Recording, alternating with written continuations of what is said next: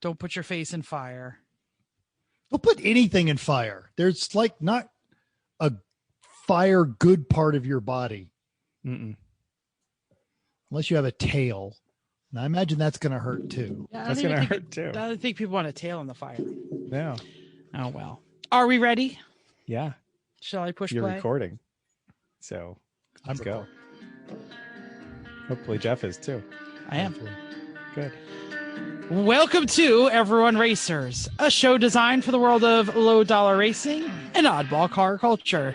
It doesn't matter what kind of Lemma Champ or Lucky Track Dog League you run, SCCA or NASA, we won't discriminate, as long as you drive it hard and built it yourself. Join us each week for tech discussion, tips, tricks, news and notes in the world of amateur endurance racing, and whether it's on the spot, hella sweet, or we're lucky enough and Chrissy gives us just a tip, we're sure you'll giggle a little and learn even less. Everyone report to the paddock. This is Chris. This is Chrissy. I'm Jeff. And I'm Mental. And we are Everyone Racers. Thanks for coming back and listening to a Businessliner episode of our podcast. It's up episode 195. The Cessna 195 and 190 were Cessna's only post-war radial engine aircraft. We're talking about the aircrafts. I was doing so well. Sound like a duck? An aircraft? These were the first Cessna airplanes made completely of aluminum. Or aluminium, depending on how you want to say it. The prototype flew in 1945 and entered production in 1947. It was expensive to buy and operate. Cessna therefore marketed them mainly as business aircraft under the name Businessliner. So if you're not flying your Businessliner, mislabeling your YouTube episodes, or driving a car, get your E1R bingo card out because you never know when you might win. Let's move right along. What you working on? The only person I don't actually know what they're working on is Mental. Go ahead. So I've been working on the Toyota. Talked about the clutch. I finally got in the garage and I've been pulling everything off there. Between pulling off the exhaust, well, part of the exhaust, the drive shaft, the transmission, the flange to the header, and the engine mounts. Anybody want to guess? He said flange. Anybody want to pulling guess how many bolts snapped? 0. Oh, how many are on it? Chris is right. Oh, I mean, nothing. They're all just coming apart. It's really starting to freak me out a little bit. I posted a video today on our Instagram of what 50 years or 42 years of dust looks like underneath a carpet. It's scary. I think the combination of oil and dust and desert is enough to keep anything from rusting, like all Pretty together. much. Yeah. Yeah. So yeah, I've been pulling the interior on that car, just trying to get it all to work. And this Saturday went for a run where a group of enthusiasts, local enthusiasts, got invited by John Polnick to go on a run where we did the speed limit on a lovely series of curvy roads. And about halfway through, got the wear sensor indicator on the Mercedes. So I'm now ordering new brake pads. Now, did you already put the spare set that I had on there? Oh yeah, the fronts went on last year, and then when I got it, just to make sure it was and they were ready to be replaced anyway, I went ahead and put on the rears last night. Great. So I'm going to go. But after doing a lot of research, listening to you and talking and poking around on there, I'm actually going to try the EBC yellow stuffs. They got why? I've never, ever heard anyone have good luck with yellow stuffs in anything. Okay, because they're harsh on rotors. All the reviews I said they said they were better than the stocks. And all right. Yeah, but those are people who don't know what they're doing. Yeah. Well, the car's not going back to the track. We tried the track and no. Well, stock. Let me see. Yeah, Okay. go for stock. Yeah, go for stock. All right. Or like a Hawk HPS or something. Like if they make that. Okay. I was going to suggest the Power Stop, the Z31, whatever Power Stops that I use. I like those. Yeah. The stock ones, I couldn't believe how long they lasted. Like the pads that were on there when you got the car went on at 100,000 miles and had been through one lap and other track days. And they lasted over 60,000 miles and they stop great. They handle heat. They don't dust that much. No. Like they don't squeal. Like I can't imagine anything better than that. But EBC yellows, I have never, ever encountered anyone in real life who's owned them who said, oh, yeah, these are great. All right. I'll have to revise all of my was I right? Unsolicited advice for you. Not unsolicited. I actually was talking to him this morning about it, about where to go look for them. So, and then the tire pressure monitoring system has gone wonky on the car, and it's just telling me it's not listening to any of them. And I've tried the reset procedures and all of that. So I either need to replace all of them, one of them, or the antenna. But I don't. The spare set of wheels has all have TPMS in them. Yeah. And it's just a video sensor, like Rock Auto video sensor for that. They're like $20. They're not bad. Okay, so the aftermarket, probably an easier place to start. The factory ones are like $90. Yeah, the aftermarket video ones work fine.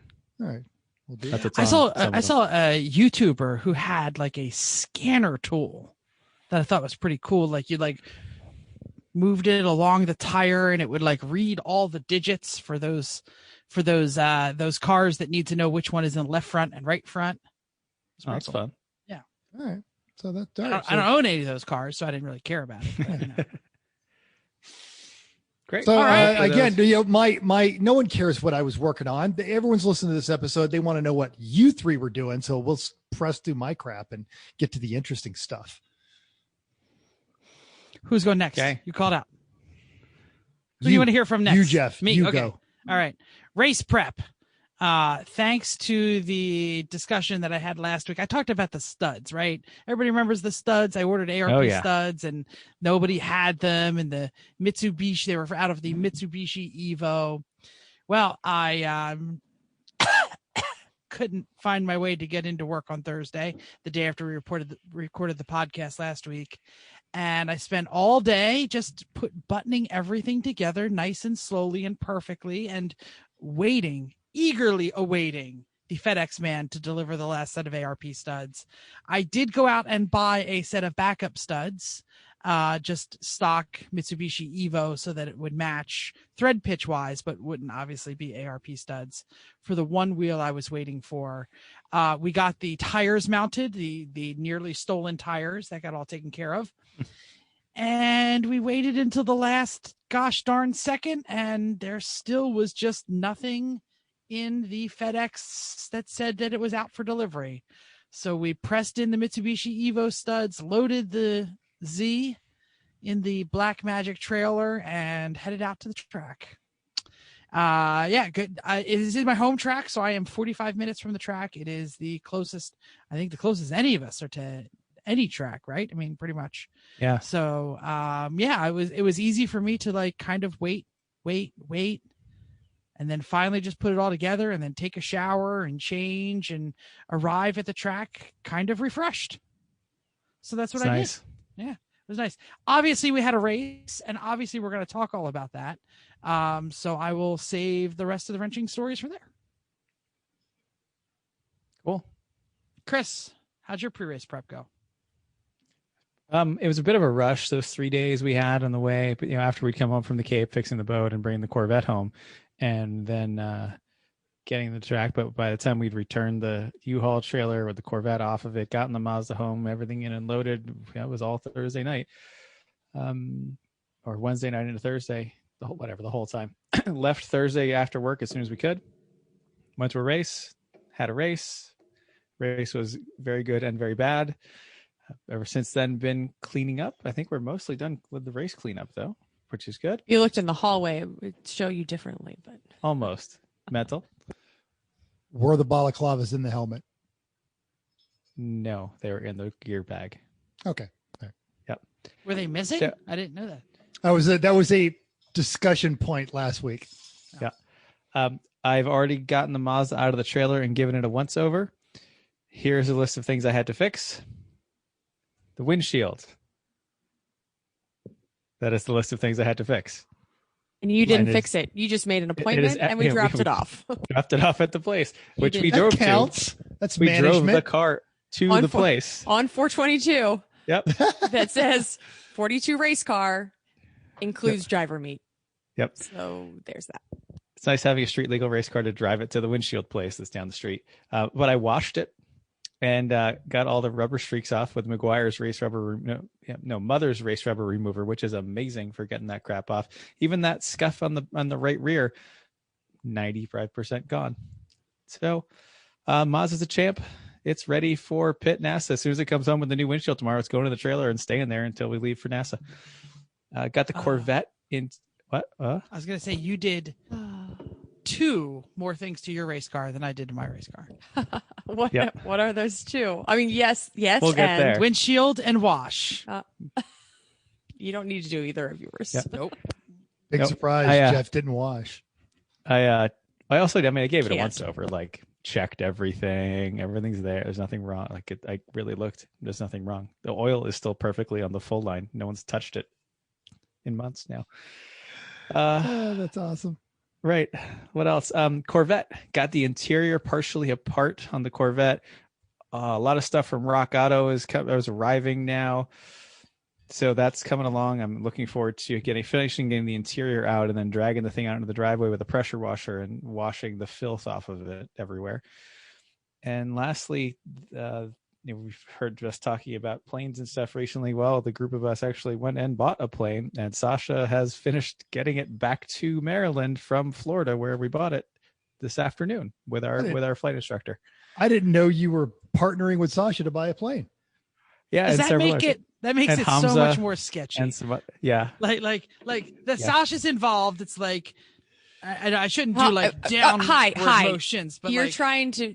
But then Hamza's involved, so that's kind of like a plus. Yep. You know, like it all evens out. I mean, Hamza and I are the adults in the room, but it's okay. Anyway, the plane's there. It's in Maryland, so I need to go get my flight medical and start punching holes in the sky. Now, the lovely and talented Jennifer, when I told her the story about you 7 people sharing a plane, said, "Well, where are they putting it? Because these people don't all live near each other."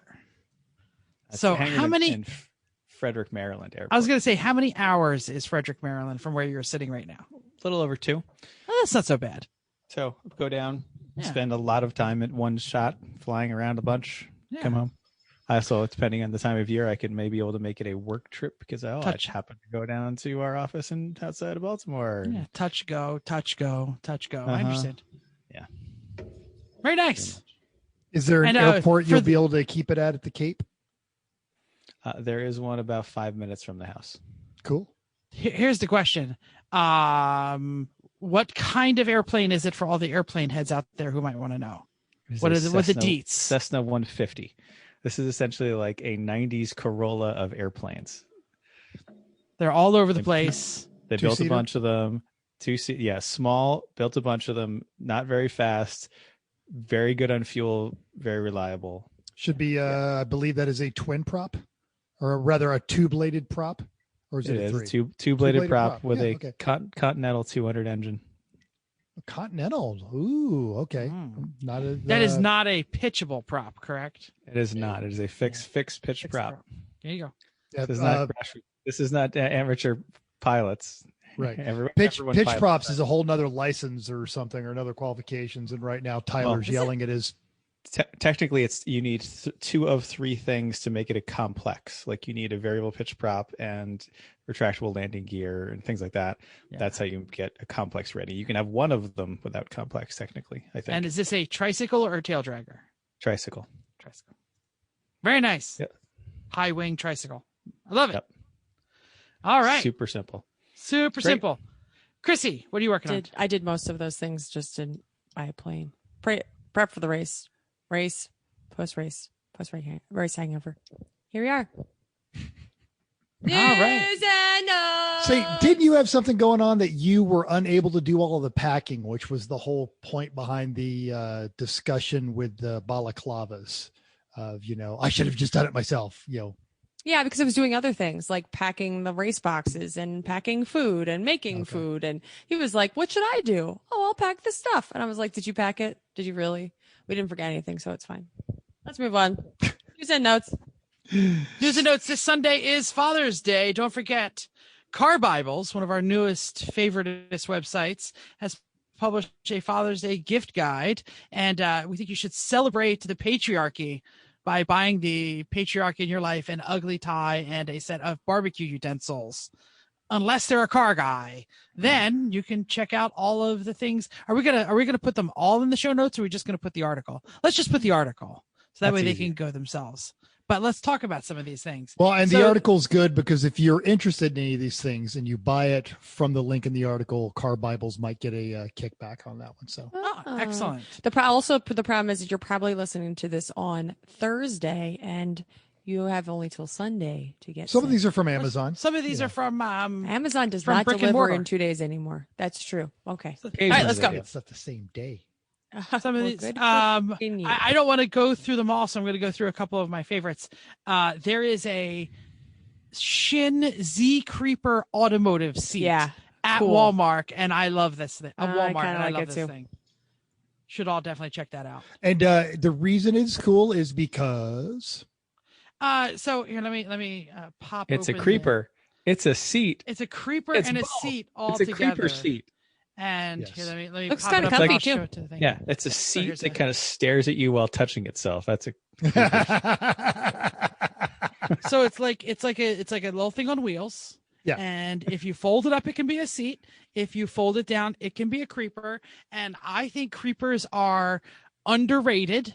I think creepers are fantastic tools, and everyone should have one. And I'll be honest with you, if it's a dad and they're old like me, a little seat is kind of helpful when you're wrenching. Oh, and I like it also because, if you're dealing with limited garage space, anything that can serve more than one function is usually a positive investment. And the price actually is $40. It was like $40. Yeah, absolutely. Not terrible at all. So there is also another one on here, the Hand Pure Magnetic Tool Pickup Light LED. If everybody wants to click on that link. Are you excited? I picked one of these up at Amazon, at the local AutoZone. It's, a little flashlight. Got a little magnet at the end to be a pickup tool. Boom. Oh, you need some light right in there. It's like a flex head. It's like a flex head on an extendable shaft. Magnet flashlight. It's the magnet flashlight. It's not just a flashlight or the magnet. It is the magnet flashlight, so you can actually get it near that one damn bolt that is resting on the frame inside of the problem is that when you're trying to get it down, I don't mean to be the bearer of bad news here, but when you're trying to get said head of the flashlight down there, it's going to stick to everything on the way down because it's a magnet. That's the game of the magnetic tool, Chrissy. It's like playing Operation. That's right. Yeah. And you find all the other bolts you've dropped over the years. Oh, hey, there's that too. My God, all of the 10 millimeters, all of them. Exactly.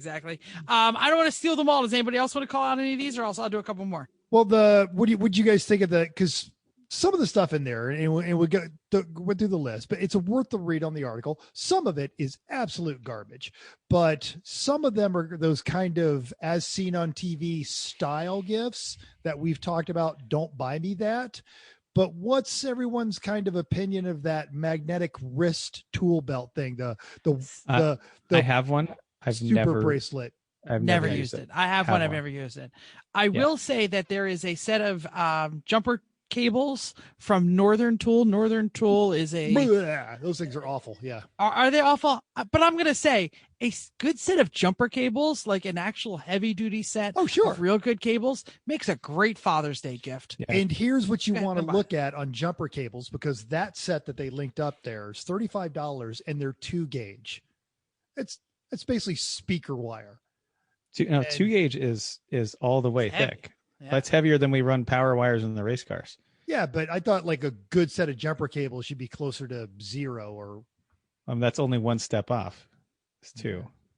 Oh yeah, I think 2 would work. I've seen them 6 and 8 gauge. Like, I don't want those. Oh God, no. But 2 works. Yeah. Here's another thing to not snooze on when you're buying jumper cables. If they have a set that says heavy and they have a set that says heavy long, get the long ones. Yes, that's what she said. And for comparison, also at Northern Tool, which if you're a Harbor Freight fan, and we all are, Northern Tool is one of their competitors. They have the adjustable swivel stool, which is $50, more than the Z Creeper. By the way, yeah, I've been calling mine literally every day. They don't have it yet. What you have to say? What you're talking about? Sorry, I was Jeff. holding up my icon Harbor Freight Golden Ratchet. Now I've got one autographed by the host of the famous Garage Heroes in Training. But So I'm number I'm 2 automotive endurance racing That's right. podcast. Right. I'm going to give a shout out here for something that you shouldn't snooze on. The Heart tools at Walmart are making great strides. I'm not saying it's all good. I'm not saying it's all bad, but there are some picks of the litter there where our new radio boxes that Jim bought, the stacking set, are actually Heart branded.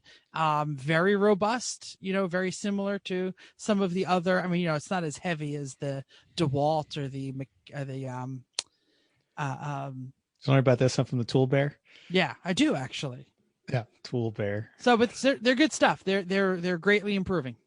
And there's a link to that. It's a 215 piece mechanics tool set for $150, which isn't terrible. But when you're looking at these sets as a gift and you're not a tool person, don't fall for that. The more tool count is the better answer, because what they do is put tiny little crappy tools in there to up their count. Yeah. And you want all the little screwdriver inserts. How many of them do you want? Yeah, all of them. Tiny little Allen wrench. Yeah, every little tiny Allen wrench. So what you want to do when you're looking at these tool sets is make sure that it's got a good set of 3/8 and 1/2 inch drive ratchets and sockets.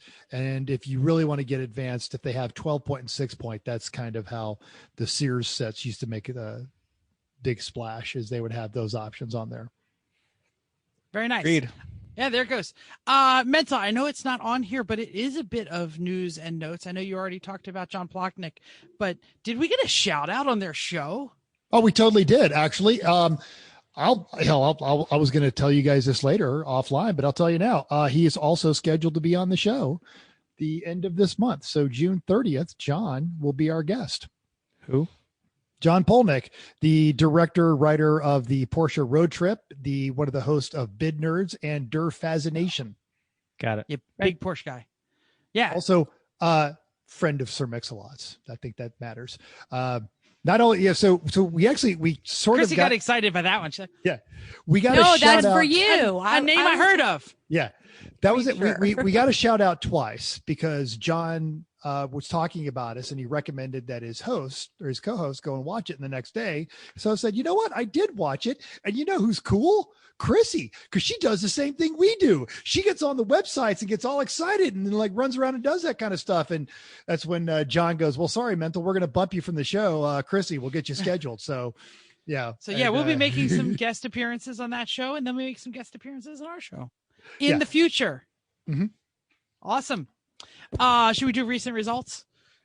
Yes. Can I do upcoming races first? Oh, sorry. No. Upcoming races. I skipped it so you can check it off the bingo card. Because all y'all scroll the heck down while I'm reading. Champ Car is running Autobahn South, which is the better one this weekend. So there will be 39 cars for which they won't see each other. So that's cool. Wow. 11 of those are boring BMWs. Boring. Yep, 7 Miatas, 3 Hondas, 1 Porsche, and an Elantra. We'll see how that goes. I know that on the West Coast Champ typically has smaller numbers, but I thought their Midwest races were starting to pick up. And Autobahn, I mean, that's a huge gearhead community right there. Yeah, I hope. Yeah, it goes you well. think they Lemons Autobahn usually does. Oh yeah, well yes, there. 100 In cars. fact, I'll be. Oh, well, right now I'm on the schedule to judge, so hopefully I'll be judging that one. I'm looking forward to it. And we make fun of Champ because we don't really have a car there. Not make fun of Champ, but you know what I mean. We are Lemon's primary drivers. We poke fun at their car counts. Sometimes, that's all. And they're less exciting team names sometimes. Yes. But if they're either hot or cold. Either they get it or they don't. Yeah. Yeah. If Champ was at my home track, I would absolutely put it on my calendar. Oh, totally. Totally. And if you're thinking about running a champ race, go for it. Even if you run their exception class, it's fun. Bill runs a good program.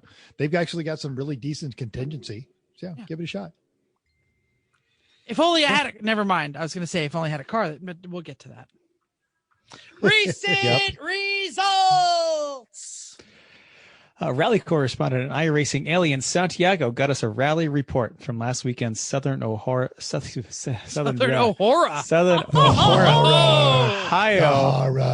Ohio Forest Rally.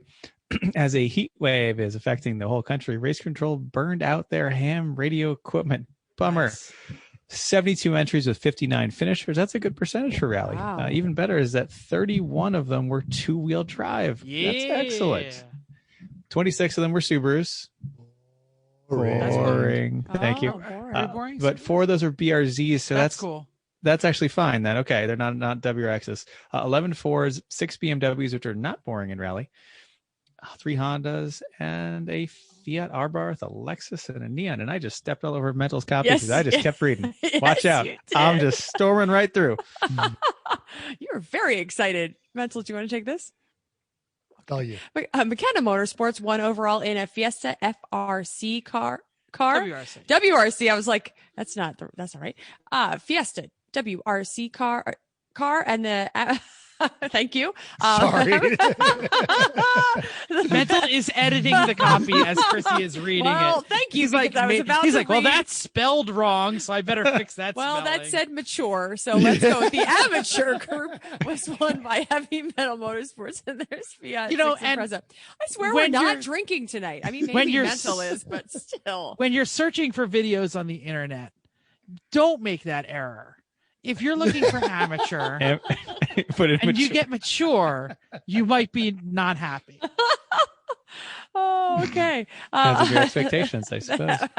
The Heavy Metal Motorsports won in their Fiat 6 Impreza. Of course, Santi won the Limited 2. Great congrats for him. But he had to earn it as he was trading positions with a 17-year-old Fiesta, a 17-year-old Fiesta, and another team in a VW Golf. I'm sorry. He said 17-year-old kid, and I goofed that as well. In a Fiesta. That's what you're saying. 17 years ago. 17-year-old in a Fiesta. Yes. Got it.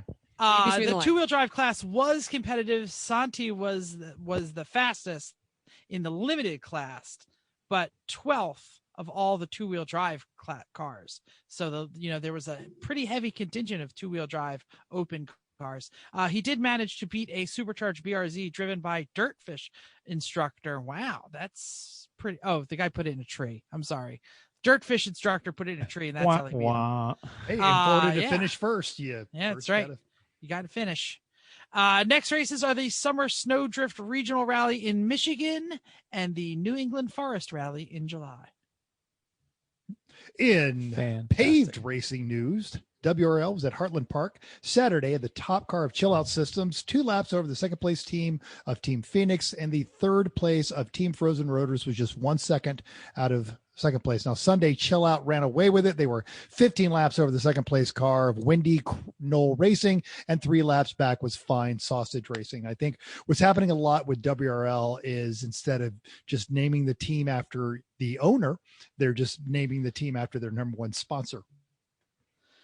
I guess I'm okay with that. Fine Sausage, but... yes, absolutely. Chill Out Systems, I could go either way on that one, They're getting the money. Yeah, fair. Yeah, those Chill Out Systems are worth the money, but they're not cheap.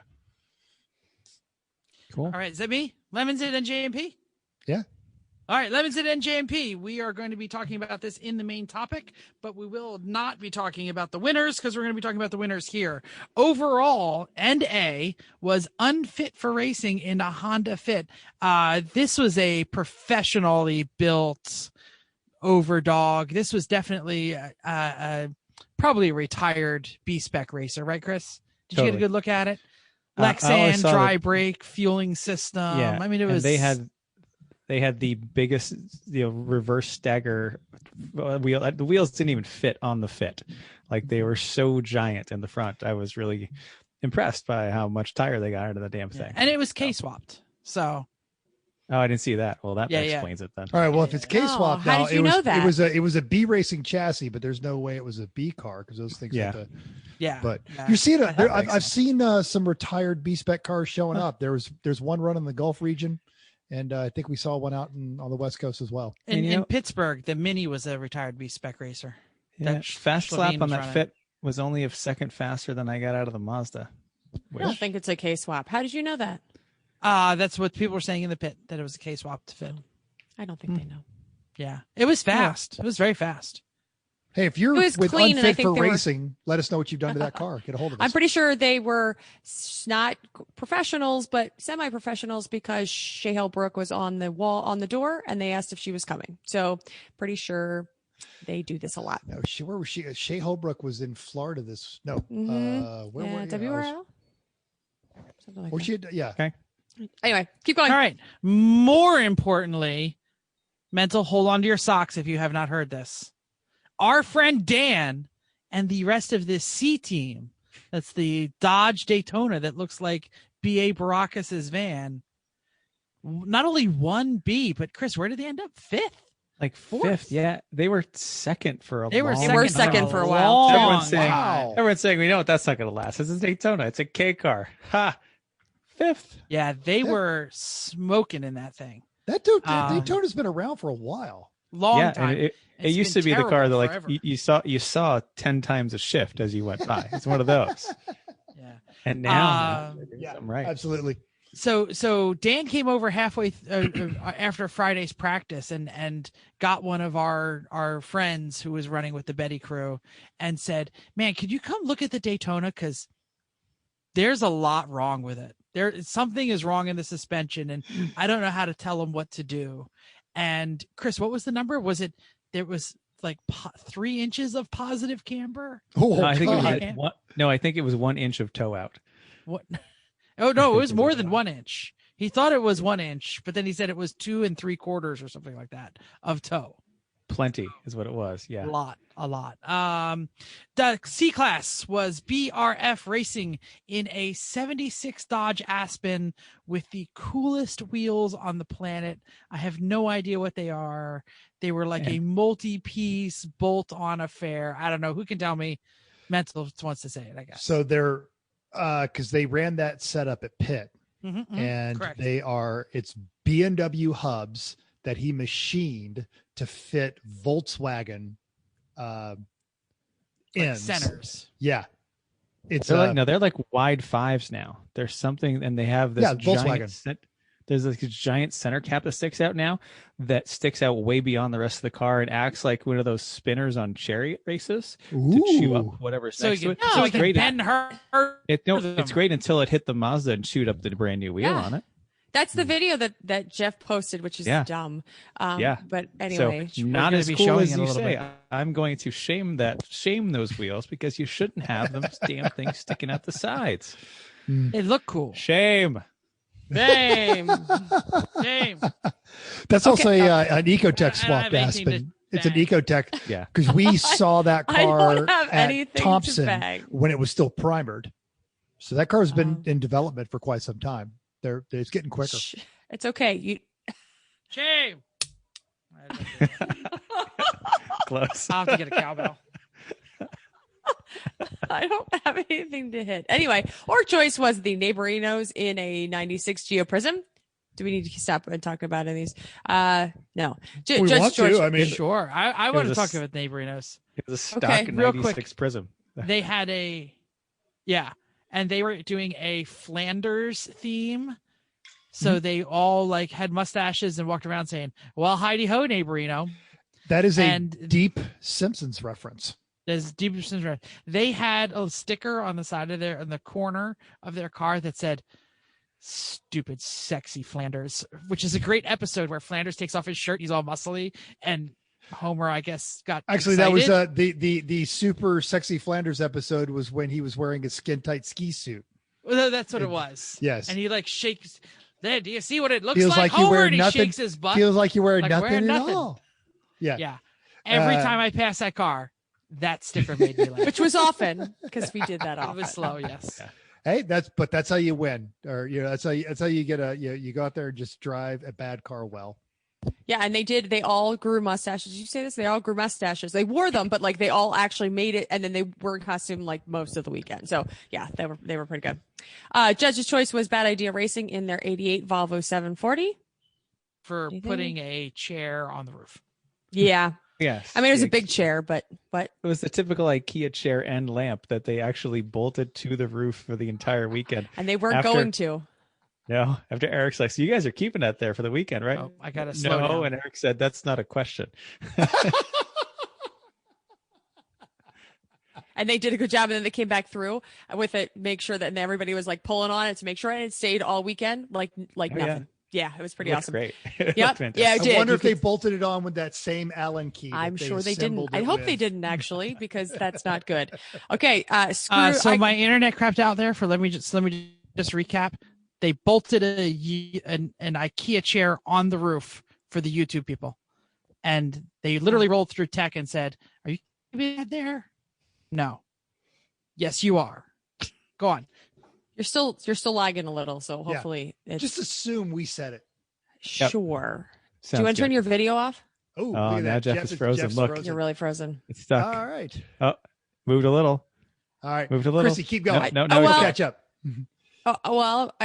Okay. So we're just going to use. This is. Guess we're going to use Mental's copy. Or we just cut this. Just keep rolling. Okay, fine. Screwed was the Sunbeam Alpine with British Empire Strikes Back.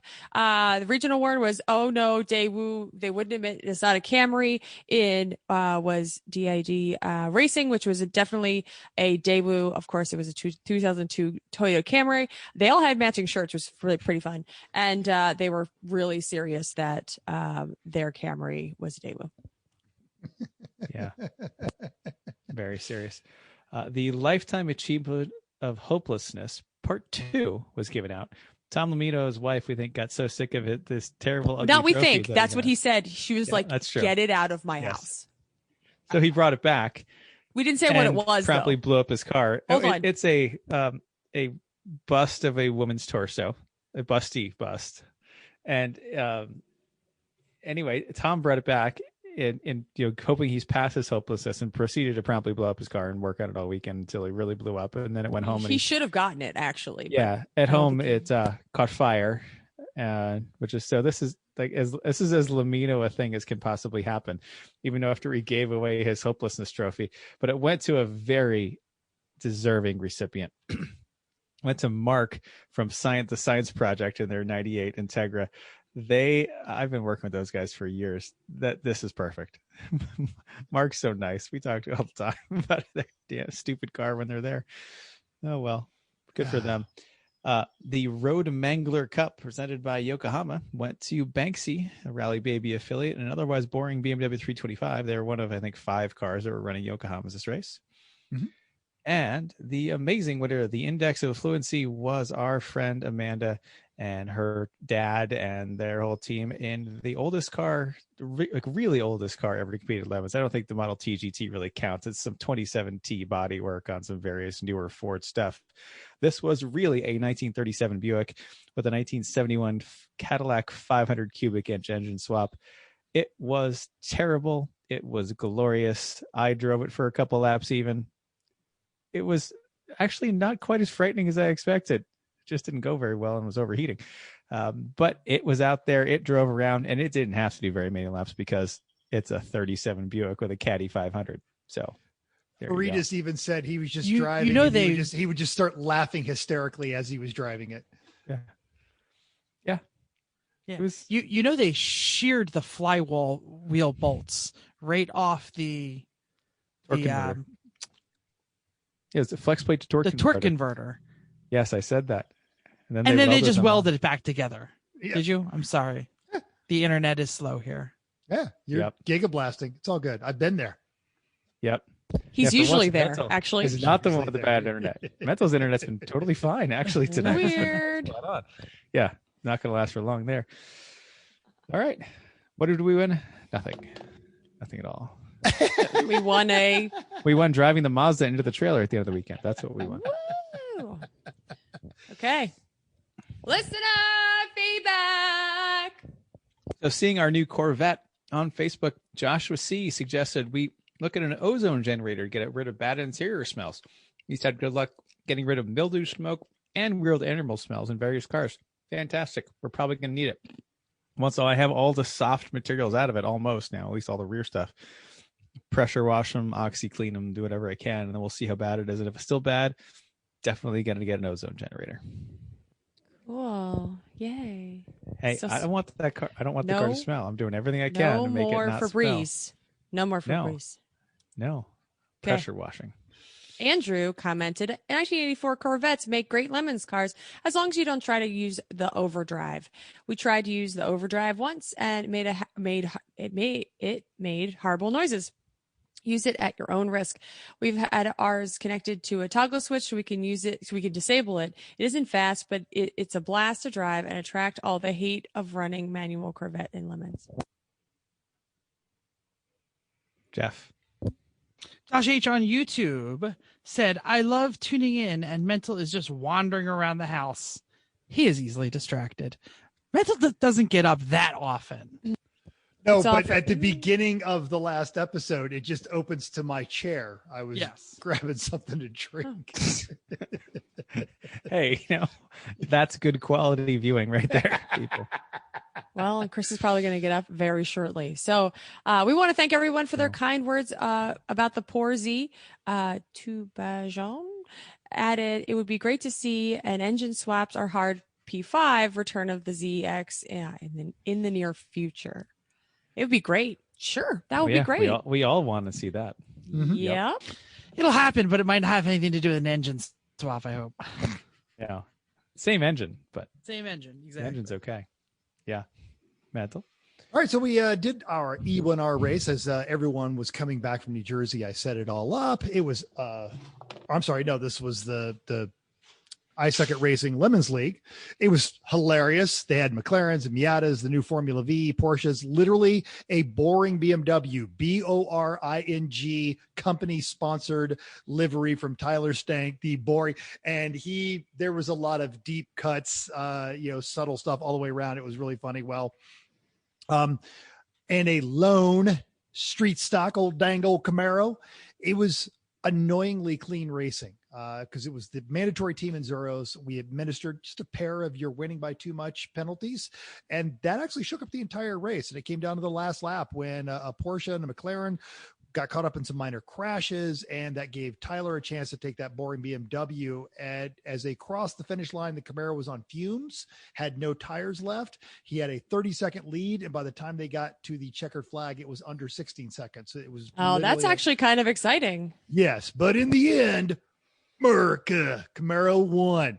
But we decided all beforehand that number 9 was the winner. So congrats to Ron Harrington, who was running with his best friend since first grade, a guy named Raj, who is now one of the regulars on the I Suck at Racing Lemons iRacing League. That was a lot of fun. This Sunday is the Trash Sprints and our favorite roller derby. That is going to be awesome. It is 87s and Miatas. The 87s will be the blockers, 87 NASCARs trying to run the Miatas. If you don't understand the concept, do a brief history of roller derby. The laps in the Miatas are the only ones that count, and the 87s are trying to keep everyone from smashing the Miatas. It's hilarious. Double shout out to Ron Harrington, who joined us in Meat Space at the race, hung out with us in the pits all weekend. And was at our E1R League race, letting us know that he was way too drunk to be iRacing. Wow. Repeatedly. Okay. He must have drank a lot when he got home because we saw him on Sunday. He was pretty sober in the paddocks. I mean, maybe he wasn't, but he looked like it. He hit it well. Yes. All right. E1R race. It was a great showing with the usual showing up, trying out iRacing's new Formula V at NJMP. Spencer Pete won hands down and then moved on to Indy cars, Radicals GT3s, and the street stocks for a second one. And joyously, both Tom and Uncle Dave were there. Good on them. According to one player, it just felt like the balance returning to the Forks. Yeah, I could not leave my family after being away for all weekend and join the race. So I'll try and be there this weekend. You were still cleaning up. Yeah. Do that though for that one, the Trash Spencer and the roller derby. Bearded Sim Racer would love to have all 4 of us back in. Sunday feels like a good time. Roller derby, lots to talk about. We could have fun. We'll see. We'll see. Oh, we'll see what we can do. It is Father's Day, so I have to go visit my dad. You know who really cleaned up at the races this weekend? Everybody in the damn paddock getting Chrissy's mom's cookies. Seriously, there were so much. Cookies. There were so many people enjoying the cookies and saying thanks to Chrissy's mom and hi to Chrissy's mom and stuff like that. So very popular. She's a minor celebrity. She does. Chrissy's mom has a posse.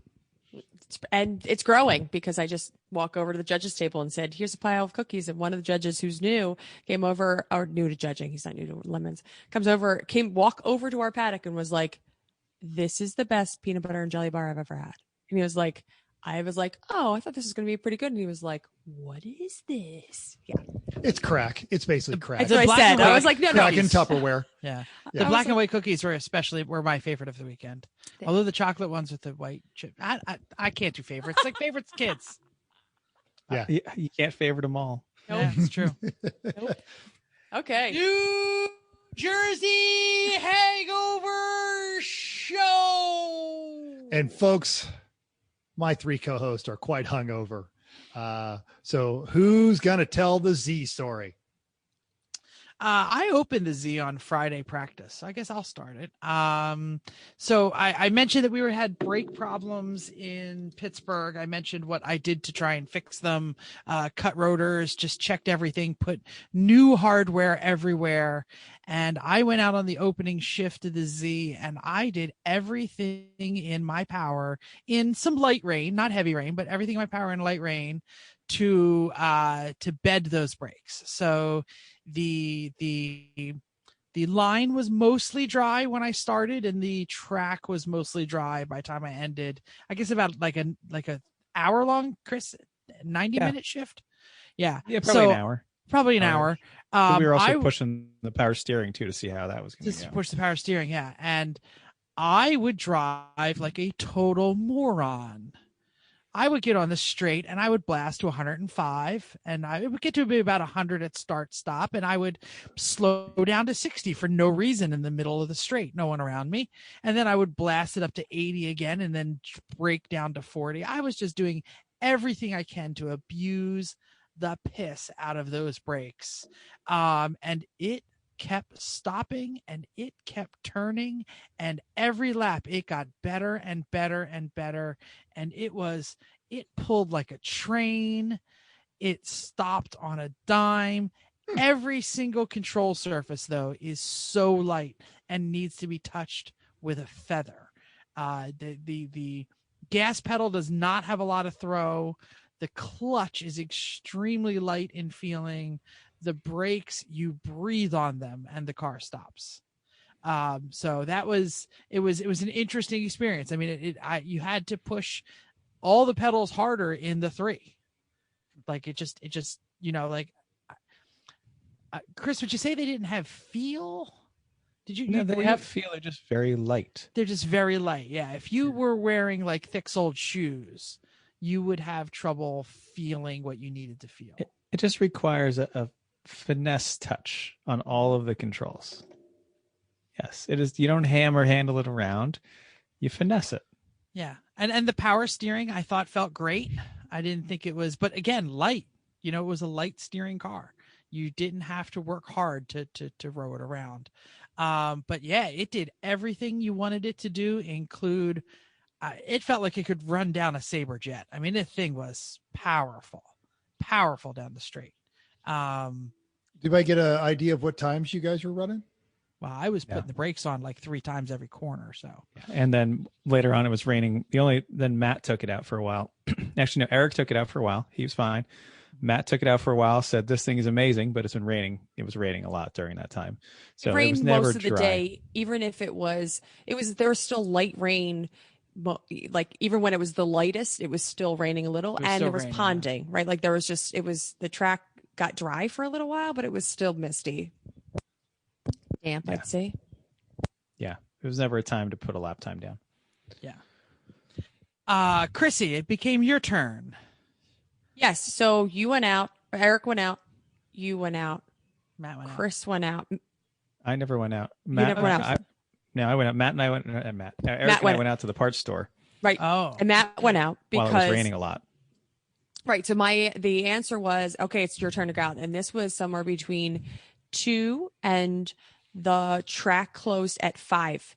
So we were kind of just hanging out in the garage and trying to run anywhere between the garage and of course we brought one umbrella, but no other like rain jackets or anything. So we're all kind of hanging out in the garage, and I knew I needed to go out because I have not done a whole lot of time in the Z, and I needed time to just be able to drive it a little harder and figure out all these inputs. And all day everybody had kept saying, so when Matt came in, Matt and Greg were sitting at the table and they were saying, I've been on this track in the rain, and I swear it's icy. It is so much slipperier than we've ever experienced. And they said we weren't all over the place, but it was really pretty slippery. Like, you go fast down the straights, no problem. But as soon as you turn the corner, you're all over the place. So this is kind of scaring me. And so I'm like, well, I'm going out in this car, and and also it's not supposed to rain at all for the rest of the weekend. So it's not like it's worth trying to go out in the rain to learn how to drive the car in the rain, because it's not going to rain for the rest of the weekend. So I keep looking at the car, keep looking at my watch, keep looking at the radar, and we're like, and of course it's just like all day we just watched the rain just kind of like spinning on top of us. It wouldn't move, it wasn't going anywhere. But of course at 5:00 it was supposed to let up. So I said, okay, let me see if I can get out at like 4:30 and take a couple laps and hope that it'll be a little bit drier by then. But even then it was still wet, and I'm pretty sure. Oh wait, so Chris was still out of the store when this happened. So, so basically I'm standing around, not getting in the car, and everybody knows it's my turn next. And Jim had driven the car before, so he was not, we said, okay, Jim doesn't have to get in the car. I needed to get in more than he did because I needed more time in it. So he comes out of the RV and says, hey, you're not getting in the car? I was like, no, I'm going to wait. Just, I want to wait till it gets drier. And he was like, well, I don't mind driving in the rain. So I'm just going to go out. And I said, okay, so that's where I'll leave off. Yeah. I actually encouraged him. I said, like, Chrissy's going to wait later. So, Jim, if you want to take a 20-minute shift, go for it. I didn't know that happened, but it doesn't really matter. Yeah. I mean, it wasn't like he was stealing your shift. I was telling him to get in the car. So my brother goes out and immediately like calls back into the pits because we didn't put in the hood pins. So the hood had flown up and hit the thing, but it didn't do any damage. So he basically pulled it back in. We fixed the hood pins and we sent him back out. And I don't know how many laps he completed, whether it was still the out lap or the second lap or the third lap. I think it was a couple. It was a couple. How did you guys manage to Bill Fisher your brand new hood? Right? Because I wasn't there. No. We even had a conversation a lot about it. We have really stupid hood pins. Also, we really had a conversation about it. I'm pretty sure Chris was the one who said, don't leave the hood pins, even if you think you're going to need to go through tech and there's somebody else is going to have to look at it. Just put them back. I was standing there when this happened. So when it happened, turns out didn't matter in the end. So didn't matter in the end. Yeah. And then we get a call on the radio and Jim says, holy shit, I just crashed the car really hard. And the S's, I think it's after the octopus. I have no idea what turn numbers they are. 11. Apparently 10, 11, 12. Coming out of the bridge, apparently. Put the car on the grass. As soon as he hit the grass, because wet grass has a lot less friction than anything else, and put it right into a tire bundle and right into a large part of the Armco, and the front of the car is basically destroyed. I don't know how to say it differently. The whole right side too. Quarter panels completely bashed in, doors bashed in. Front end is both frame rails are swayed over. Radiator support is mangled. Hood is mangled. Yeah. Yep. They took him in the ambulance to medical and brought the car back to us. We were obviously pretty shaken. I mean, I was shaken. It's my brother. We were all, lost in the delirium of, oh, fuck. I can't believe this happened. I can't believe how much of our, the last year and a half is down the drain, how much the rest of our summer is going to be effed up, and how much a great car may have been destroyed. And then add me saying, I hope my brother's okay. Special shout out. So. Yeah, that's all of us. I didn't mean just me. I mean, I think, obviously I've known. Oh, we all love Jim, but he's your brother. Yes. Yeah.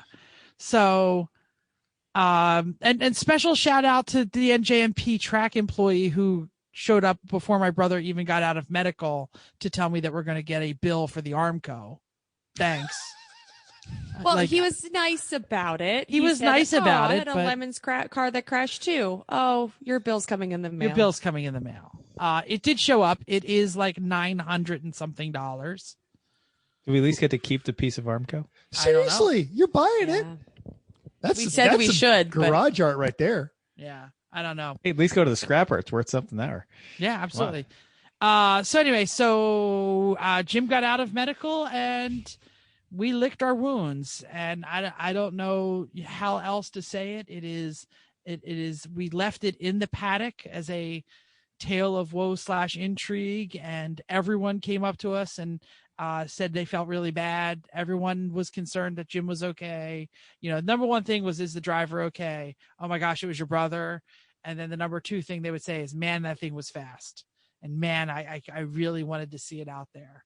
And yeah, it saddens me to talk about it because it's more than just a car. Car is not a big deal. Cars get bent. We can fix cars. It's the amount of time and effort and the fact that, friends of ours are not going to go racing this summer because the car will not be ready for some races.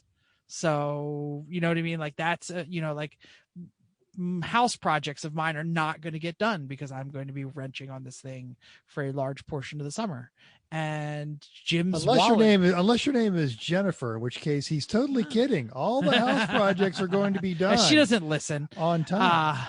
Jim totally has taken every single ounce of responsibility for this. He has immediately said, I'm paying for this. I am going to, you know what I mean? He has not tried to duck a single thing of this. He is basically, from the first time he keyed with the radio, he said, I fucked up. This is my fault and I will fix it. So, that's where we are. And damn, that thing was fast. And I was looking so forward to sorting a car this summer. I think I said that on this podcast. The building was, a Herculean effort, but the doing a race and then going, what can we make better? And how is this working? And what can we do now? And what, we're not ready for this, or we found this shortcoming, so let's fix that shortcoming. It already made great strides that way too. I mean, we did. The brakes had worked. The power steering was worked. It was progressing in the right direction. It was doing everything it should, and hopefully will do again.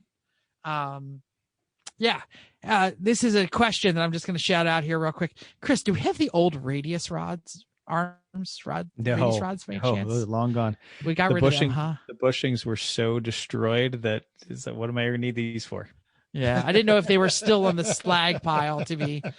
They already gone to the plenty of there, damn but it. no. Yeah, no. Yeah, sorry. It doesn't roll. We needed to get shout out to Alan. I don't know if Alan's going to be listening to the podcast. I don't know if he's a regular, but he's the only one who is willing to push the Z into the trailer with his truck Greg suggested he unhook his RV and push with the RV. I thought that was a little, thanks. I mean, this story is actually very long about how to get it into the trailer. We had probably 25 people, including Jay, right, in like trying to round up how to get people to be able to push this into the RV or into the trailer. So it was a lot of people pushing.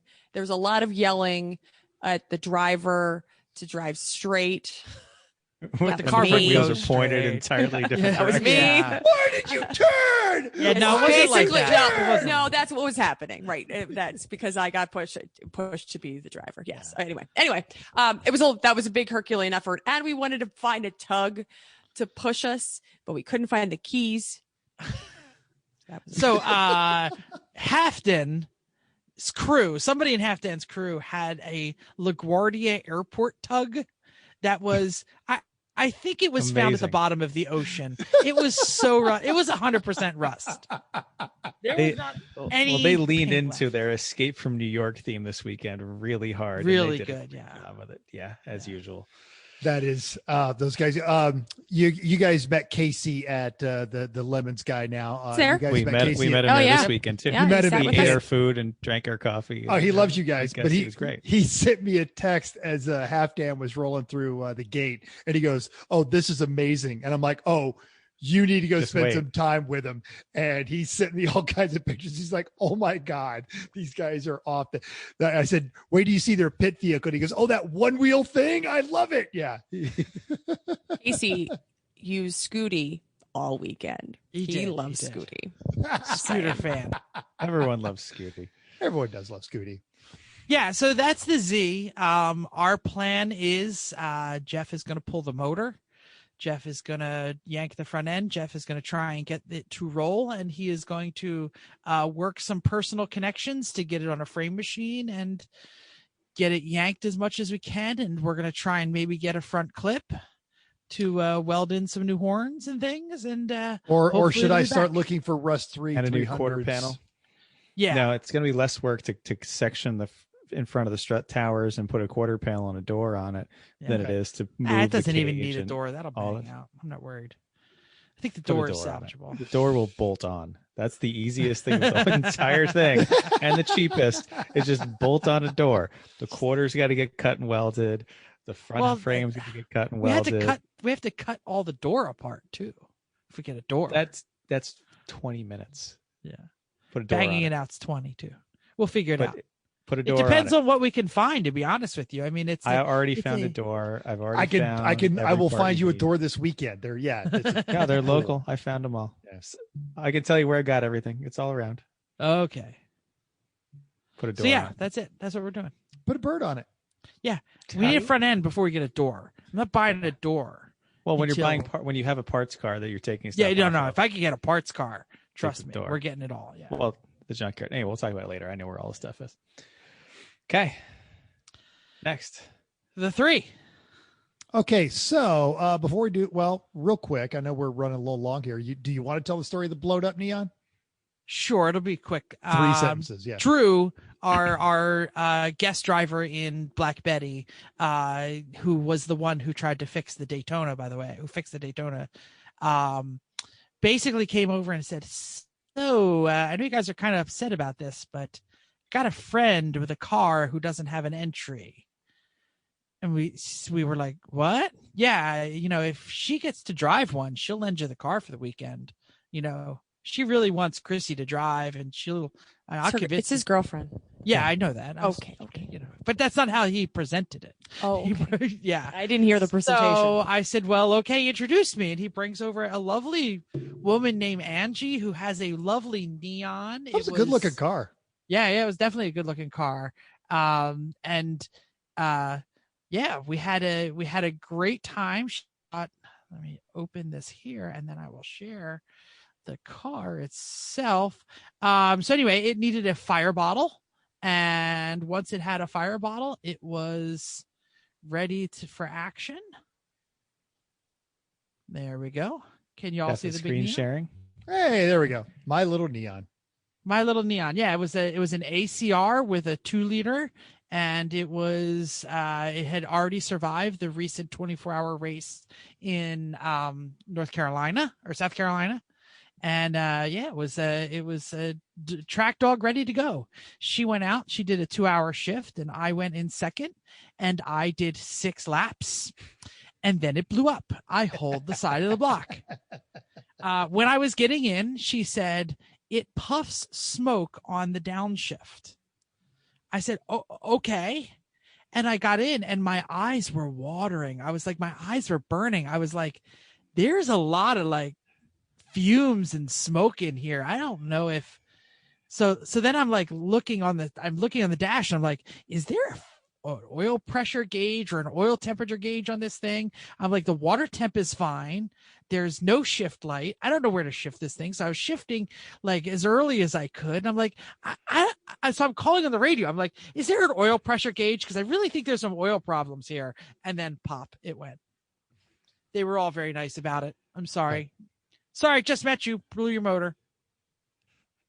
So, watch the update that Jeff posted on YouTube, and my wife noticed even how, because Chris had sent me a picture of, man, check out the 3 with the wheels on it. It looks awesome. And he was right. And Vicky from the office looking into the living room said, "Oh, whose car is that?" And I said, "Oh, that's Chrissy's car. She bought new." And then she backed it up and looked at it. She loved the whole ingredients thing on there. She's like, if you ever update the graphics, add definition of race car. I linked it in the show notes. But yeah, so it actually looked fantastic. How was it? Chrissy, Jeff? Oh, well, Jeff's first. So I was, but no, go. It's your car. You drove first. Oh, you talked about it first. I didn't drive it first. Did I drive it before you? You did, yeah. I was late. We thought we put Eric out first because Eric's the best one to put out first. Oh, yeah, I did go in Eric second, right? Job. Because I was dressed when he came in, right? That's true. So I was busy blowing up the neon, so I know I didn't go. You early. are right. You were right. The shift was good. Car was quick. I had a good time. I mean, it's a great car. I can always go quicker. I wasn't so slow behind everybody, but I am looking forward to bringing it to pit so I can figure out how to push it a little bit harder. But it was great. I had a good time.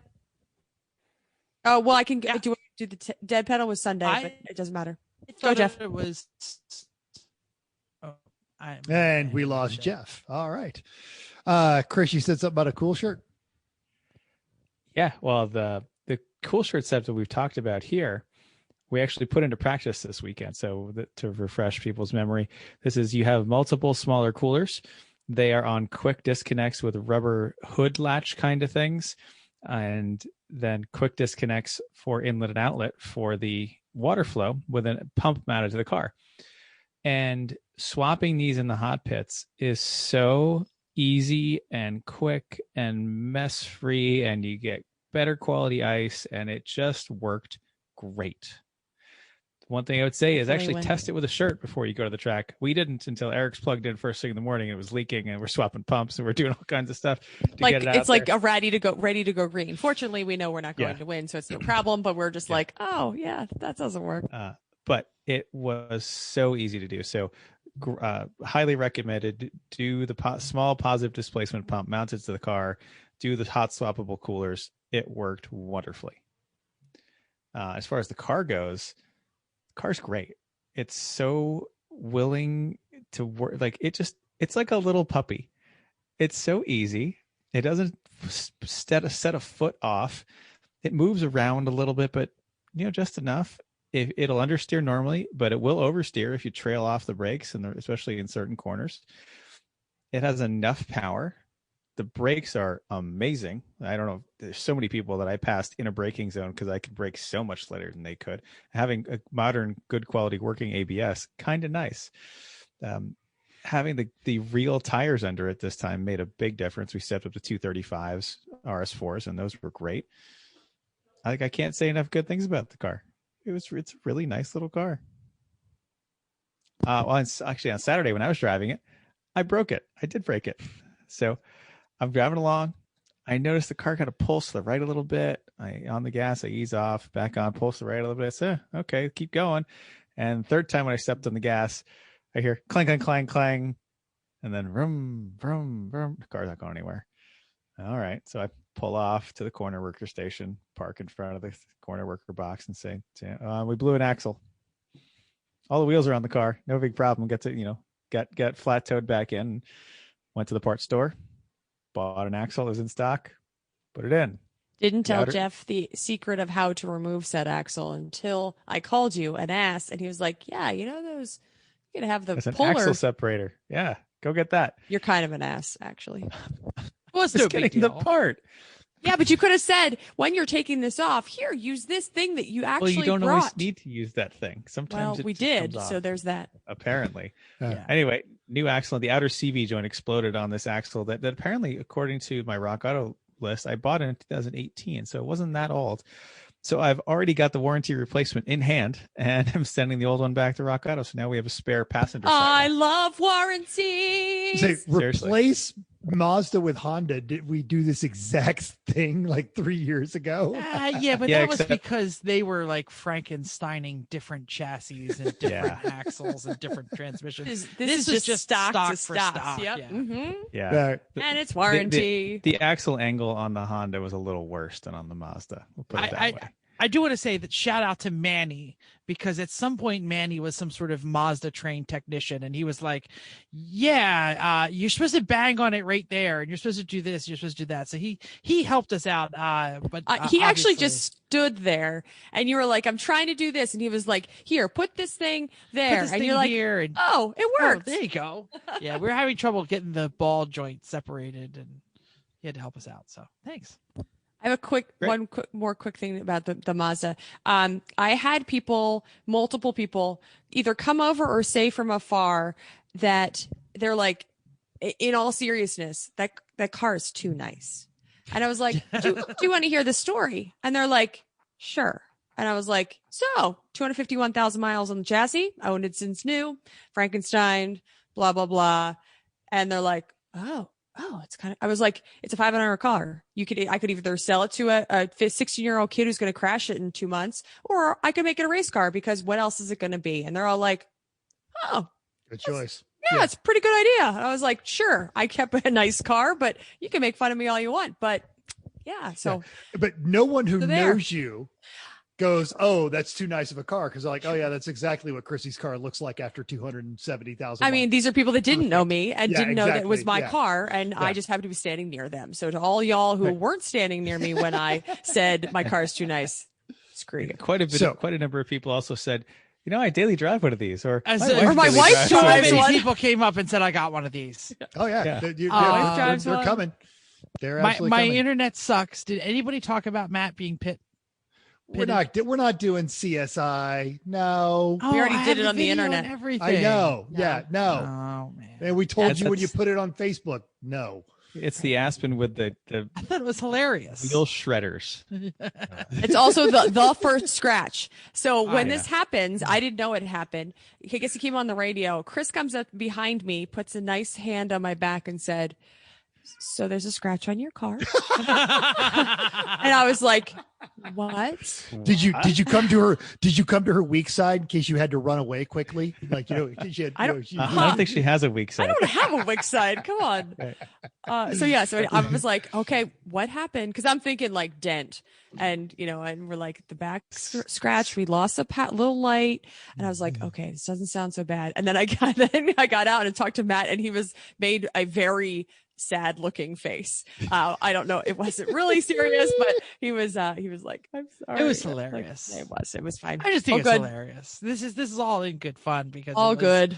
It was a racing incident, and I put it on Facebook, and I would say this is absolutely where Racer CSI comes in, because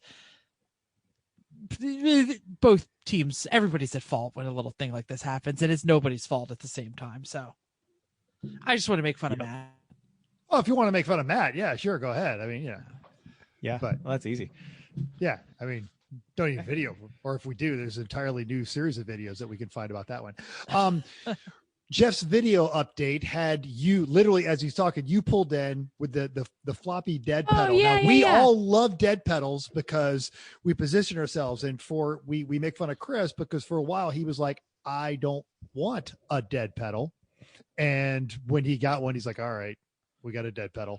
And now he stuck a a bolt on with a little washer, and that was supposed to be okay. And we it were was like, pointy. it was pointy. It wasn't a bolt; it was a stud that was already there. So to get rid This of the is the point, I put a problem. big washer on it. That was awful. Yep. So in the Mazda, though, it was the way the under carpet is in the Mazda. It was styrofoam cut and shaped a certain way, and it was just under the carpet. So we took part of it off that was a dead pedal and used construction adhesive to mount it to the car, which worked fine for until a day and a half of racing. Sorry, you looking for the story? Yeah. Something's like making a dripping noise in my back here. So I'm driving. I put my foot down, and I kind of feel like go like this when I put my foot down. And I was like this. Oh, I'm sorry. Good. Just like a little shift to the side. That wasn't like my actual foot. I was like, did that move?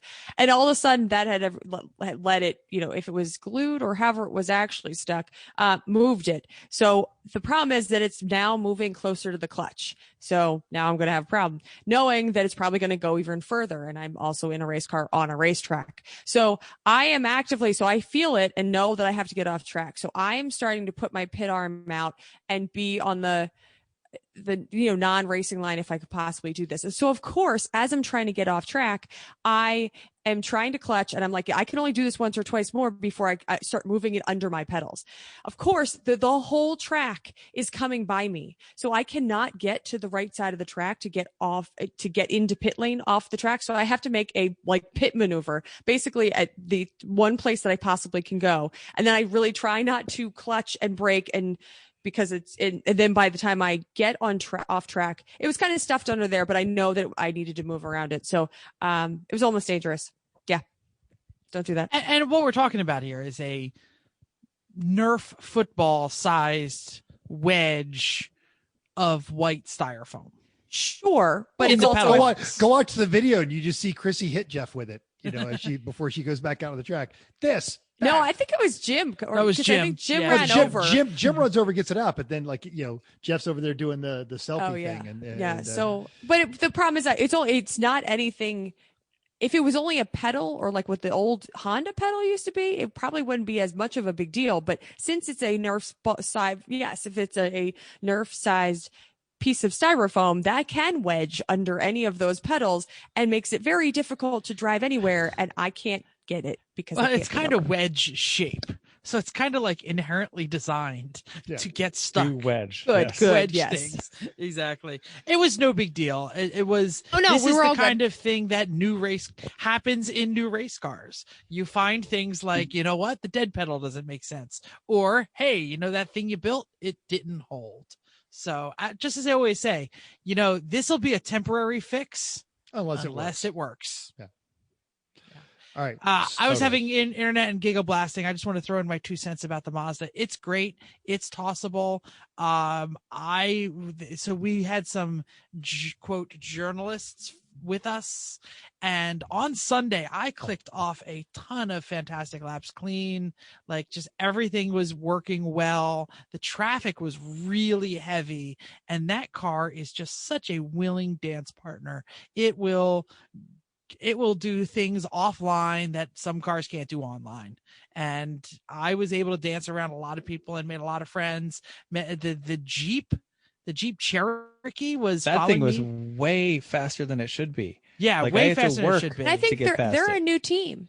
Yeah, they did not. That's what they said on the internet anyway.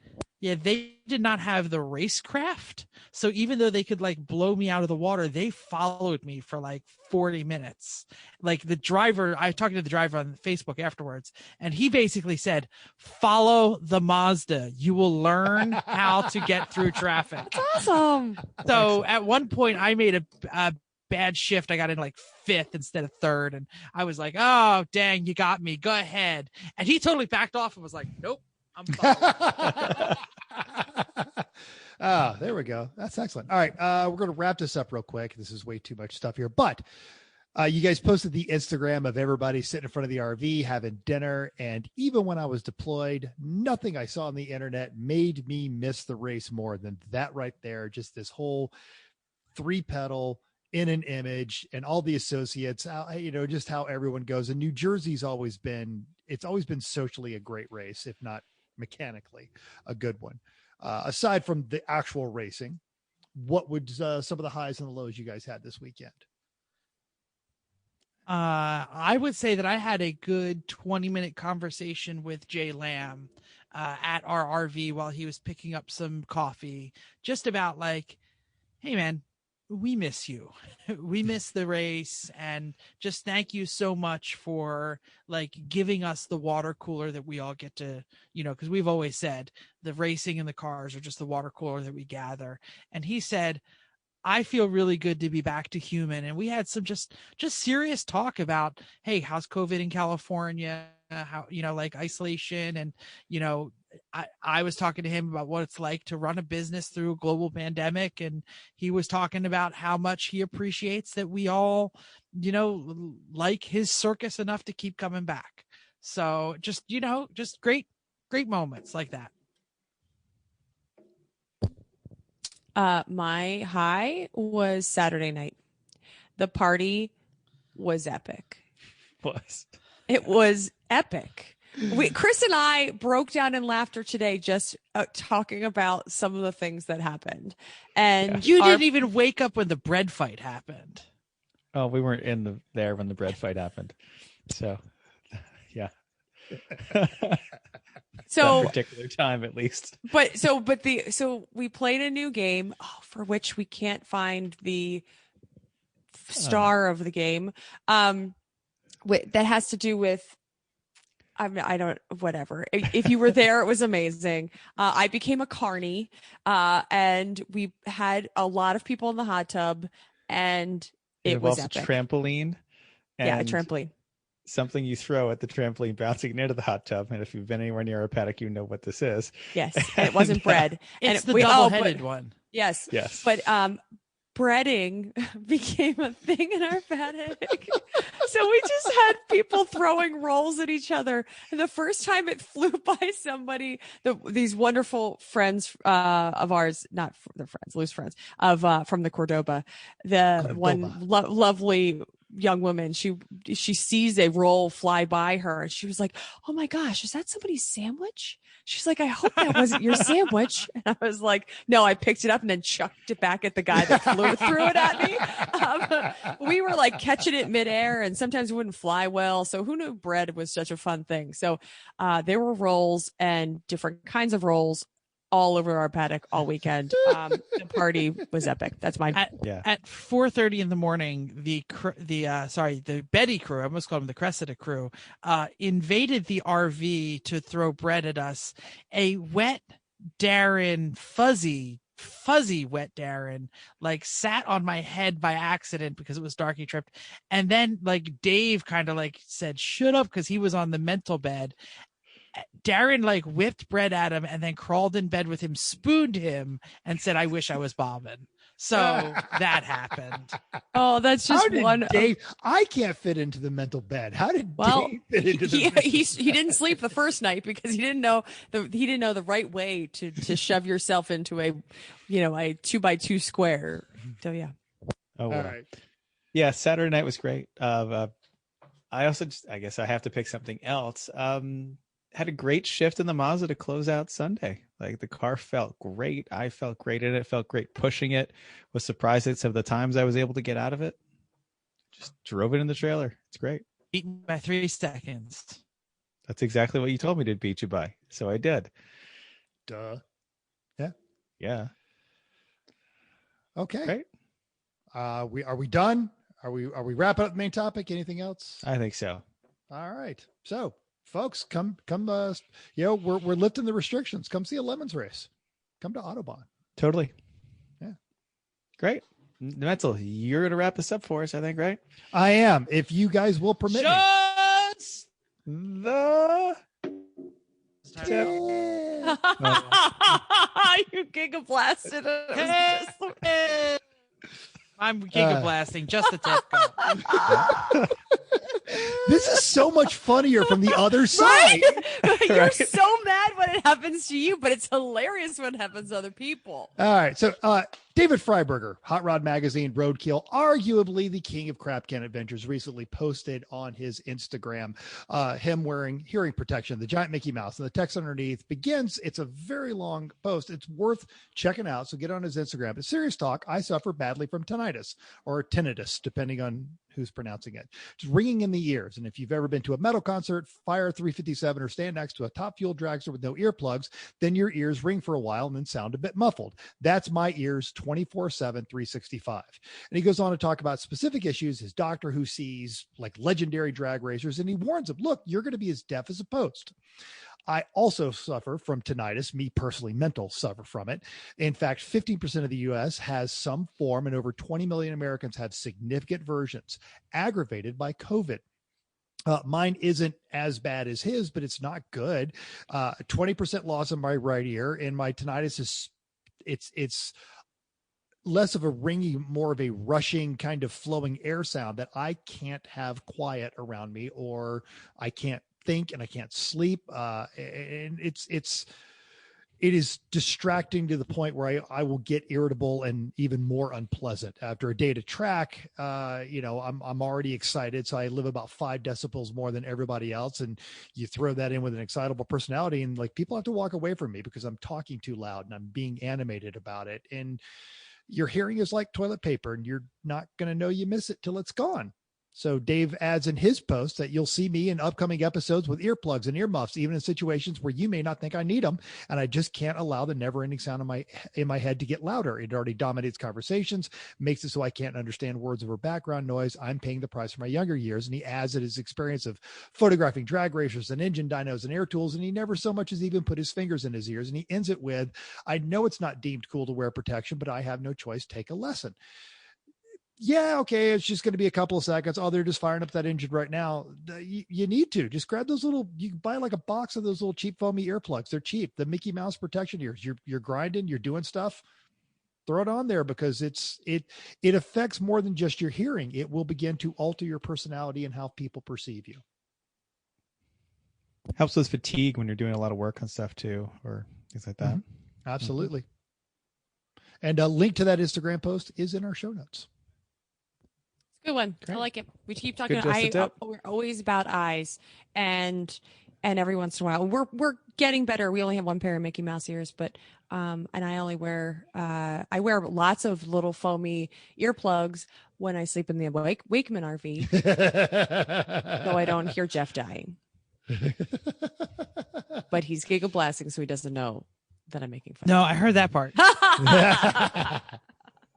I'm so totally gigablasting. I live in earbuds a lot, and I wear them when I work, and I wear them when I mow the lawn, and I wear them things like that. They cut out a bit. They're not as good as earplugs, but they will add some protection. Indeed. Agreed. Okay, ready to go? I think I'm gigablasting. So next Chrissy? show promo.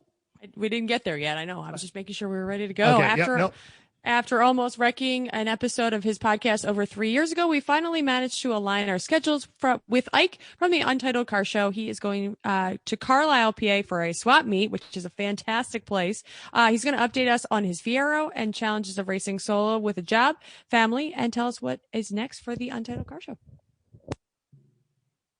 Cool. Great. Fantastic.